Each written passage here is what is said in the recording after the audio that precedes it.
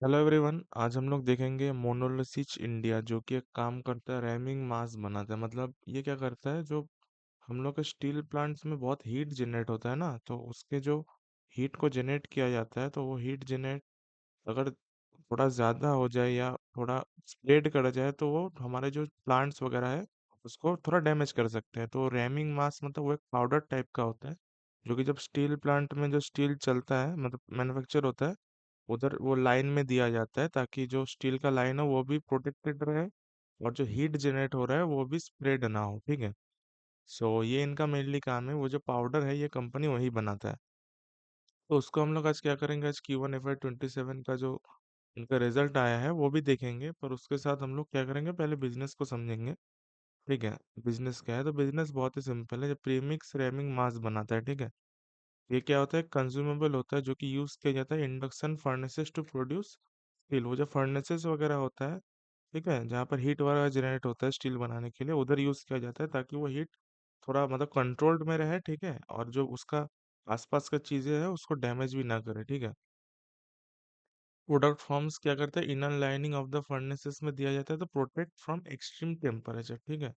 और जो molten metals वगैरह होगा ना, जो मेटल से तो स्टील बनेगा, ठीक है, तो उसको भी कंट्रोल करने के लिए, since lining wear out after repetitive use, consumer must replace it regularly, creating regular demand. ठीक है। ये खत्म हो जाता है तो क्या होता है, फिर इसको यूज लाना पड़ता है, तो फिर यूज होता है। ठीक है। कंज्यूमेबल टाइप होता है, रेगुलरली यूज करना पड़ता है। ठीक है। सेवरल कंपनीज को देता है। ठीक है। और उनका जो एक ये है, ठीक है, प्रोडक्ट है जिसका नाम है SGB करके। ठीक है। जो ये वाला प्रीमियम प्रोडक्ट है, इनका मानना है कि ये वाला को हम लोग ज्यादा से ज्यादा मतलब प्रोमोट करेंगे। उससे क्या होगा, एक तो उसका मार्जिन ज्यादा है इस कंपनी का ये प्रोडक्ट में। ठीक है। और क्या है, ये थोड़ा सा उनको भी प्रॉफिट मिलता है, और जो स्टील वाले कंपनीज है उनके लिए भी फायदा है, क्योंकि इनको थोड़ा मतलब ये वाला ज्यादा यूज किया जाता है। ठीक है। मतलब इसका मतलब क्या बोलूं मैं, रुक जाओ, इसका यूज मतलब ज्यादा होता है। ठीक है। वही बात है, यूज मतलब आप रुक जाओ, जो नॉर्मल प्रोडक्ट है ना, वो अगर 100 दिन तक चले, ठीक है, उसका वैलिडिटी, तो इसका क्या है, 110 दिन का वैलिडिटी है, समझ रहे हो। तो वो ज्यादा दिन तक चल सकता है, तो वो जो स्टील कंपनी है उसके लिए भी फायदा है, इसके लिए भी फायदा है, क्योंकि इसको भी थोड़ा सा ही खर्चा करके पर उसको मार्जिन इसमें ज्यादा मिलता है। ठीक है। तो ये कुछ बात था। ठीक है। वो लोग अभी कैपेसिटी एक्सपेंशन कर रहे हैं, जो मैं दिखाऊंगा। ठीक है। बिजनेस है प्रीमिक्स रैमिंग मार्क्स, ठीक है, ये बनाता है प्रीमिक्स रिफ्रैक्टरी प्रोडक्ट्स है कि SGB प्रोडक्ट है। ठीक है। वो जो मैंने बताया SGB। ठीक है। Silica waste value added products भी ये लोग ला रहे हैं। सिलिका क्या है ये मैं दिखा देता हूँ। ये मेन रॉ मटेरियल है जो कि यूज होता है रैमिंग मास बनाने में। तो क्या होगा, वो लोग बैकवर्ड इंटीग्रेट कर रहे हैं, तो वो क्या होगा, उससे भी मार्जिन हमारा बढ़ेगा। ठीक है। रैमिंग मास सिलिका से बनता है, तो सिलिका भी अगर हम लोग बना ले, तो क्या होगा, उससे हमको मार्जिन में प्रोटेक्शन आएगा, तो मार्जिन मिलेगा उससे। और तुम्हारा ऑलरेडी ये वाला तो प्रोडक्शन चल ही रहा है, तो मार्जिन में एक्सपेंशन का स्कोप रहेगा। ठीक है। ये वाला जब अगर आए तो ठीक है। और SGB जो है उनका प्रीमियम प्रोडक्ट है, तो उसमें अगर कुछ काम करके देता है ज्यादा, तो वो SGB प्रोडक्ट बन जाता है, तो फिर उससे क्या होता है, हमको और ज्यादा मार्जिन मिलता है। ठीक है। रेवेन्यू वगैरह दिखाऊंगा मैं। कैपेक्स वगैरह प्लान क्या है, कि उनका अभी उनके पास अभी 2.5 lakh metric tonne per annum का ऑपरेशनल है। और रांची में 72,000 मेट्रिक टन पर एनम का ऑपरेशनल है। और इन लोग का और एक नया प्लांट आ रहा है, जो कि 2.52 से 2.54 लाख मेट्रिक टन का आ रहा है, मतलब अप्रोक्स डबल हुए जा रहा है ये वाला। ठीक है। तो टोटल ग्रुप का बन रहा है अप्रोक्स 5.7 से 5.76 lakh metric tonne per annum, जो कि फाइनेंशियल 27 में ही आ जाएगा। ठीक है। इसका अगर आप यूटिलाइजेशन देखोगे, जो भी एग्जिस्टिंग है, इधर लिखा हुआ है, देखो, एग्जिस्टिंग कैपेसिटी यूटिलाइजेशन अप्रोक्स 81% हो गया है। मतलब काम वगैरह मिल रहा है, तो इसलिए वो लोग नया प्लांट खोल रहे हैं और भी जगह को लेने के लिए। ठीक है। मतलब और भी कस्टमर को एक्वायर करने के लिए, जो कि सही है। हम्म, उनका कहना है कि ये लोग फाइनेंशियल 27 में ही आएगा। ये कौन कौन में बताया ये लोगों ने और डिटेल्स में। ठीक है। उनका गाइडेंस है कि हम लोग अप्रोक्स 250 to 300 करेंगे। ठीक है। जो Q4 में बताया था इन लोगों ने, तो अभी इन लोगों ने 250 करोड़ का दिया है। ठीक है। EBITDA मार्जिन 22% का। और Q1 का रेवेन्यू अप्रोक्स 52 का। ठीक है। आप अगर आके देखोगे तो Q1 में उन लोग का 47 का आया था, अप्रोक्स आस पास ही आया। ठीक है। उतना कुछ इशू नहीं है। तो एज पर गाइडेंस ही चल रहे हैं वो लोग। ठीक है। और क्या था इधर, हाँ, ये मैंने दिखा दिया। ठीक है। तो उनका भी मैं भी क्या करता हूँ, उनका रिजल्ट दिखा देता हूँ, तो आपको पता चलेगा। उनका अब अगर ईयर ऑन ईयर ग्रोथ देखोगे, ठीक है। ये क्या निकाला मैंने, एक सेकंड।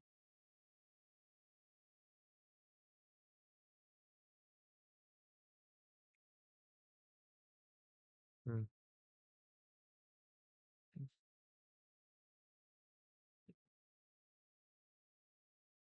Q1 FY 25 की दिखा रहा है। ये गलती से लिख दिया क्या इधर? हाँ, गलती से लिख दिया, शायद से गलती से लिख दिया इन लोगों ने। Q1 FY 26 ओवर 25 था। 26 में देखो तो 28 करोड़ का था ना अप्रोक्सीमेटली। हाँ, ये लोगों ने क्या है, गलती कर दिया शायद। क्योंकि फाइनेंशियल ईयर 26 कैसे होगा? फाइनेंशियल ईयर 27 चल रही है, थोड़ा गलती कर दिया इन लोगों ने, ठीक है। ये देखो इधर नीचे ठीक लिखा है, ऊपर ये लोग गलती कर दिया, ठीक है। इग्नोर करना वो बात को, ठीक है। रेवेन्यू ग्रोथ आप अगर देखोगे तो ईयर ऑन ईयर 64% का दिख रहा है, ठीक है, जो कि 28 करोड़ से अप्रोक्स 47 करोड़ का हुआ है। और एबिटा का भी क्या हुआ है, 66 करोड़, 6 करोड़ से इधर 13 करोड़ का हुआ है। प्रॉफिट भी इधर 4.3 करोड़ से अप्रोक्स 10 करोड़ का हुआ है, ठीक है। आप अगर देखोगे ईयर ऑन ईयर पे, तो इनका मार्जिन भी अपलिफ्ट हुआ है, क्योंकि वो जो प्रीमियम वाला प्रोडक्ट है ना, जो एस जी बी वाला, ठीक है। एस जी बी नहीं, एस बी जी, रुक जाओ, क्या था। हाँ, एस जी बी वाला, सॉरी, एस जी बी वाला जो प्रोडक्ट है उसका मिक्स ज्यादा बढ़ रहा है, तो उससे क्या हो रहा है, मार्जिन में एक्सपेंशन हो रहा है। मैं दिखाता हूँ, जैसे Q1 FY 26 में उनका मार्जिन था अप्रोक्स 14% का, ठीक है।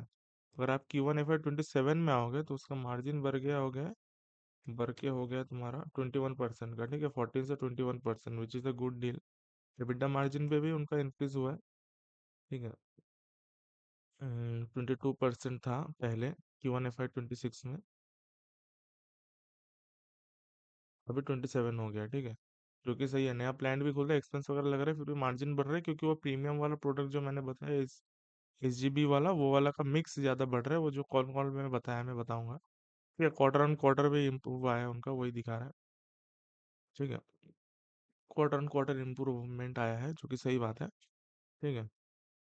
और रेवेन्यू उनका जैसे 250 करोड़ का टारगेट है, उन लोग का 135 समथिंग का, 135 करोड़ का फाइनेंशियल 26 में आया था, तो उनको 250 करोड़ करना है, तो अप्रोक्स उनका टारगेट है कि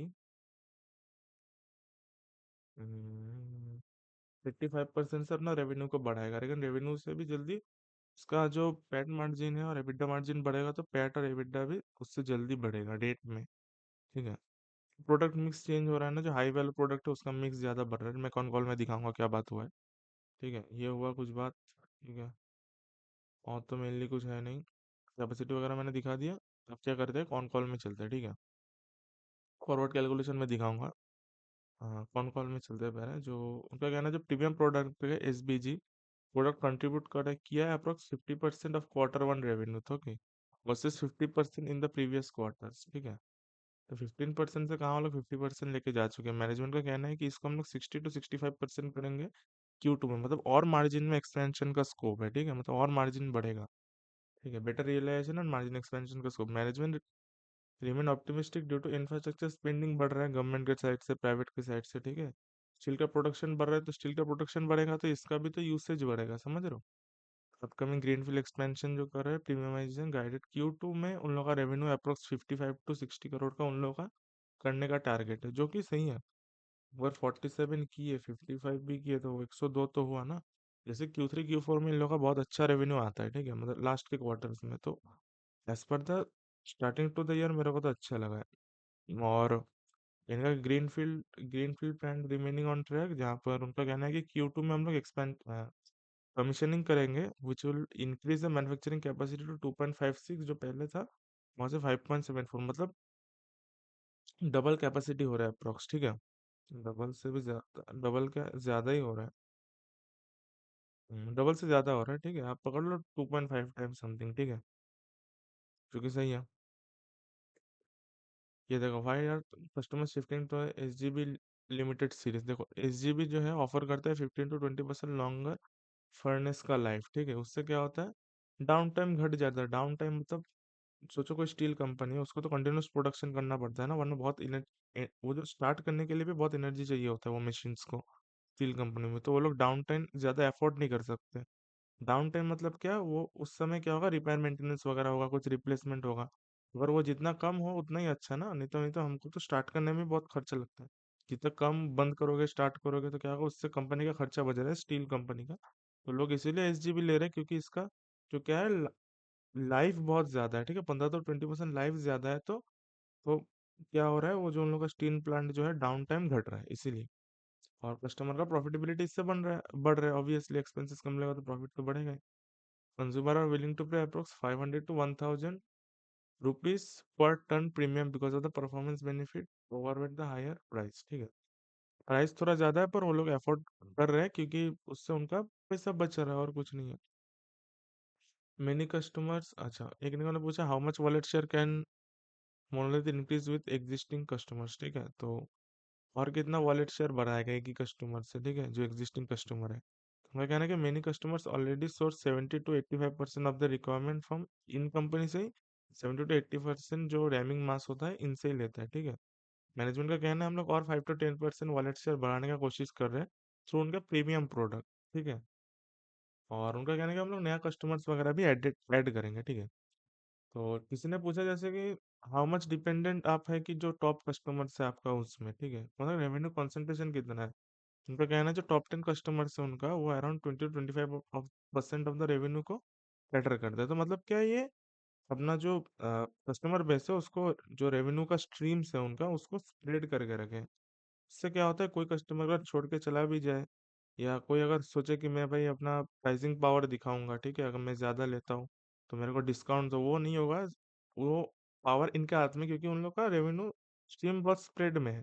कोई कस्टमर अगर बोले भाई मेरे को डिस्काउंट, तो वो बोलेंगे क्यों भाई, तुम तो ज्यादा नहीं लेते मेरे से, ठीक है, यही बात है, ठीक है। इससे क्या होता है, प्राइसिंग पावर हमारे हाथ में रहता है, ठीक है, कंपनी के हाथ में रहता है। प्रीमियम प्रोडक्ट मार्जिन ज्यादा कमांड करता है, देखो मैंने बोला ना, sold at 700 to 800 per tonne premium over the base product. Additional manufacturing cost सिर्फ 250 से 300 रुपया लगता है, और हम लोग सोल्ड करते हैं 700 to 800 ज्यादा प्रीमियम में। रिजल्ट क्या कर रहे हैं, बेटर रियलाइजेशन एंड मार्जिन, जो मैंने बताया। होल्डिंग वगैरह देखा गया तो around 20,500 metric tonne out of 52,000 metric tonne total volume इसका ही था। तो मतलब अच्छे से यूटिलाइजेशन वगैरह भी चल रहा है अप्रोक्स, ठीक है। जो कि सही है। एक्सपोर्ट स्ट्रेटजी क्या है, उनका कहना है कि इंडियन ट्रेडर्स के थ्रू हम लोग नेपाल और बांग्लादेश में एक्सपोर्ट वगैरह कर रहे हैं, लेकिन आफ्टर जो उनका नया प्लांट आ जाएगा वो लोग एम करते हैं कि हम लोग डायरेक्टली एक्सपोर्ट करेंगे। उससे क्या होगा, जो ट्रेडर है वो भी तो अपना मार्जिन रखता है, लेकिन वो मार्जिन हम लोग अपने पास रखेंगे, मतलब अपने पास आ जाएगा, तो उससे मार्जिन एक्सपेंशन होगा। और एक्सपोर्ट करेंगे तो थोड़ा मार्जिन ज्यादा ही मिलता है, ठीक है। उनका कहना है current export approx 2 to 3 crore पर क्वार्टर है, तो ज्यादा नहीं है, अप्रोक्स 5 to 10% होगा, ठीक है, उससे ज्यादा नहीं है उनका। उनका कहना है EBITDA मार्जिन का फर्दर अपग्रेड होगा। उनका कहना है कि एसजीपी प्रोडक्ट है higher margin, but management continue कि हम लोग 22 से 25% करेंगे, ठीक है। अभी तो उनका ये था ना, कितना था, 24% हमने देखा। EBITDA नहीं, सॉरी, EBITDA मार्जिन कितना देखा, रुक जाओ। जो ईयर ऑन ईयर में हमने देखा ना। हम्म, उनका EBITDA मार्जिन में कितना है, ये क्या हुआ, रुक जाओ। अप्रोक्स 27% का उनका EBITDA मार्जिन है। EBITDA मार्जिन बढ़ा भी तो है ना, जो कि सही है। 27% का चल रहा है, तो उनका कहना है ब्लेंडेड में हम लोग, कहाँ गया, हाँ, EBITDA मार्जिन गाइडेड के 22 से 25% ही हम लोग करेंगे EBITDA margin on a consolidated basis, ठीक है। ये कह रहा है कंजर्वेटिव गाइडेंस है ऑब्वियसली, क्योंकि आपका प्रीमियम प्रोडक्ट्स का शेयर भी तो बढ़ रहा है ना। मेरे को लगता है 25% से ज्यादा ही करेंगे उनका। लॉन्ग टर्म विजन क्या है कि इंडिया का leading Chilka and Chilka related products बनेंगे। सिल्का क्या है, वो जो मैंने बताया, जो रॉ मटेरियल होता है तुम्हारा रैमिंग मास का, ठीक है। बैकवर्ड इंटीग्रेट करेंगे ना, तो उससे भी उनको मार्जिन में होल्ड मिलेगा, बढ़ेगा। Energy wants to become Indian leading, हाँ वगैरह ठीक हुआ, ठीक है। कैपेसिटी यूटिलाइजेशन में के लिए ग्रुप यूटिलाइजेशन 75% का, और MIGPL यूटिलाइजेशन क्या है 87%। जो सब्सिडरी है was lower due to plant shut down वगैरह था, इसलिए, नहीं तो और यूटिलाइजेशन ज़्यादा होता, ठीक है, ठीक है। और क्या है, जो ग्रीन फील्ड प्लांट का है उसका कमर्शियलाइजेशन कब होगा, ठीक है। वो लोग कह रहे हैं 14 सितंबर से हम लोग क्या करेंगे, तुम्हारा 14 सितंबर 14 सितंबर 2026 हम लोग ड्राई रन स्टार्ट करेंगे। ड्राई रन मतलब आप ट्रायल रन पकड़ लो, ठीक है। उधर हम लोग ट्रायल वगैरह करेंगे कि कैसा चल रहा है, मशीन में कोई दिक्कत है, कोऑर्डिनेशन कैसा हो रहा है, ठीक है। ये सब ड्राई रन चलेगा। उसका कमर्शियल प्रोडक्शन हम लोग लेट सितंबर में करेंगे आफ्टर ट्रायल्स। मतलब आ जाएगा, Q2 के बाद ही आ जाएगा, जो कि सही है। और किसी ने पूछा कि आपका जो नया कैपेसिटी आ रहा है उसका मतलब कैपेसिटी का यूटिलाइजेशन कब से स्टार्ट होगा, तो प्रोडक्शन रैंप अप हो जाएगा। उनका कहना है 3 से 4 महीना में उन लोग का प्रोडक्शन रैंप अप हो जाएगा। मतलब डिमांड है सेक्टर में, बात को समझ रहे हो। इसीलिए वो लोग इतना कॉन्फिडेंटली बोल पा रहे हैं कि हमारा इतना जल्दी हो जाएगा, इतना हो जाएगा। इसीलिए ना मैनेजमेंट एक्सपेक्ट करता है कि जो उनका जो नया प्लांट आ रहा है, ग्रीन फील्ड वाला प्लांट नया जो खुल रहा है, उससे 40 to 60 crore of the revenue आएगा फाइनेंशियल 27 में। आना ही होगा, क्योंकि और जो एग्जिस्टिंग प्लांट है वही तो 85% समथिंग में चल रहा था ना, जो हमने देखा पिछला बार ही, जो कि सही है। उनका कहना है कि जो एसजीबी वाला रेवेन्यू है, एक्सपेक्टेड है कि बाय फाइनेंशियल 27 कितना होगा। उनका कहना है कि अप्रोक्स हम लोग 60 to 70% ऑफ द रेवेन्यू वही रखेंगे, रखने का टारगेट करेंगे फाइनेंशियल 27 में। और कॉन्सोलिडेटेड एबिटडा 22 to 25% वो लोग पकड़ रहे हैं, ठीक है, जो कि सही है। तो मेरे को लगता है 25% लोग हिट करेंगे, देखते हैं अभी कैसे करते हैं ये लोग। What is the revenue potential of the new capacity. अच्छा देखो, ये अच्छा बात बोला है कि रेवेन्यू कैपेसिटी कितना होगा जो नया कैपेसिटी आ रहा है। करंट रियलाइजेशन जो एक्सपेंडेड उनका टोटल है 5.74 लाख मेट्रिक टन पर है ना। उसे कहना है कि उससे हम लोग एनुअली 495 to 500 करोड़ का हम लोग रेवेन्यू कर सकते हैं। अब उनका रेवेन्यू कितना है, 135 करोड़ का है ना। ये एक अच्छा बात है, मैं दिखाऊंगा क्यों। 135 का हुआ है उनका एनुअल, ठीक है। आ गया। मैनेजमेंट एक्सपेक्ट किया करता है कि 90 to 95% हम लोग यूटिलाइजेशन कर देंगे about 1.5 to 2 years after commissioning, ठीक है। तो क्या दिख रहा है कि मैनेजमेंट, आप अगर देखोगे तो मैनेजमेंट इनडायरेक्टली बोल रहा है कि हम लोग टारगेट कर रहे हैं कि अप्रोक्स 490 to 500 हम लोग करोड़ का रेवेन्यू का हम लोग टारगेट कर रहे हैं 2 साल में अप्रोक्स, ठीक है। तो अभी उनका अगर 135 है, ठीक है, वो लोग बोल रहे हैं हम लोग इस साल 250 करोड़ करेंगे, मतलब 250। तो 250 से वो लोग वो और टारगेट कर रहे हैं कि हम लोग 490 to 500, मतलब अप्रोक्स और तुम्हारा 90% और 100% का ग्रोथ और एक साल उन लोग का टारगेट है। इनडायरेक्टली बता रहे हैं, ऐसे नहीं बताएंगे, कोई इनडायरेक्टली समझना पड़ेगा। तो सही है ना। 500 करोड़ का यहाँ से 135 है, तो अप्रोक्स आप देखोगे तो 3 टाइम्स, 3.5 टाइम्स समथिंग तुम्हारा जो लास्ट ईयर का रेवेन्यू था 135 से 3.7 टाइम्स उनका रेवेन्यू जंप आ सकता है, उनका उनका कहना है, ठीक है। तो जो कि सही है ना। और मार्जिन भी बढ़ रहा है, और एबिटा मार्जिन, बैट मार्जिन भी बढ़ेगा, और जो बैकवर्ड इंटीग्रेशन होगा उससे भी मार्जिन बढ़ेगा। ग्रोथ रेट तो है ही, मैंने दिखाया। 2 साल में 3.7x का वो लोग टारगेट कर रहे हैं इनडायरेक्टली, जो कि सही है, ठीक है। CAGR अगर मैं निकालूं, ठीक है, तब आपको पता चले, हर कुछ CAGR से निकालोगे ना तो पता चलेगा। जैसे मेरा बात अलग है, लेकिन आपको CAGR हर समय निकालना है। अगर 2 साल में करूँ 490 करोड़ करूँ, और तुम्हारा 135 जो था वो मैं करूँ, तो अप्रोक्स 90% का CAGR में वो लोग रेवेन्यू टारगेट कर रहे हैं, इनडायरेक्टली बताने का स्कोप है, ठीक है। बता रहे कैसे होगा वो तो उनको देखना पड़ेगा, पर मतलब ग्रोथ है, बात को समझो, नहीं तो कोई कंपनी ऐसे आके थोड़ी बोलेगा। Is the room for further और ब्राउनफील्ड एक्सपेंशन, उनका कहना है कि हाँ, यस, मैनेजमेंट कहता है कि हम लोगों के पास एम्पल ऑफ लैंड अवेलेबल है around the green field sir, जहाँ पे वो लोग फर्दर एक्सपेंशन करेंगे एंड ऑलरेडी बीइंग कंसिडर्ड। उनको भी लगता है कि और हम लोग को प्रोडक्शन कैपेसिटी बढ़ाना पड़ेगा, मतलब और इधर से ग्रोथ का स्कोप है, ठीक है। अब मेरे को लगता है कि जैसे जैसे इस साल अगर उनका यूटिलाइजेशन अच्छे से चला, तो मेरे को लगता है नेक्स्ट ईयर वो लोग फिर से अनाउंसमेंट वगैरह करेंगे कि हम लोग को नया प्लांट वगैरह लेना होगा, नया प्लांट वगैरह लगाना होगा, जिसमें हम लोग और कैपेसिटी को एक्सपांड करेंगे। तो मैं बोलूंगा तो सही है, ठीक है। हाँ, मैं अगर देखो भी फॉरवर्ड कैलकुलेशन Q1 FY 27 में बना रहा हूँ, फाइनेंशियल 27 के लिए, ठीक है। रेवेन्यू मैंने अप्रोक्स पकड़ा है 74 to 92%, क्योंकि उन लोगों का कहना है कि हम लोग 240 से 250 करोड़ का अप्रोक्स उन लोगों ने टारगेट किया है, तो 240 से 260 करोड़ का मैंने रेवेन्यू पकड़ा है। और पैट मार्जिन मैंने 18% का पकड़ा है। अब इन लोगों का पैट मार्जिन कितना था,